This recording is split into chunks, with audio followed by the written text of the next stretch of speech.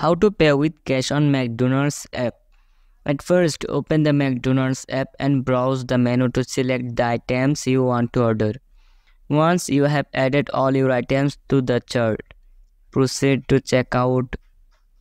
When prompted to choose a payment method, look for an option like pay in store or cash at counter.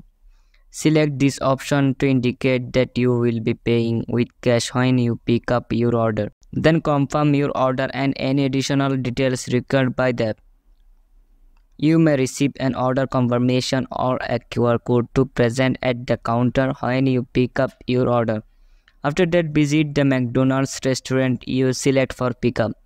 When you arrive, let the staff know that you placed an order through the app and that you will paying with cash. They will provide assistance and process your payment at the counter. Once your payment is processed, the staff will prepare your order and you can pick it up from the counter or design pickup area. Thanks for watching.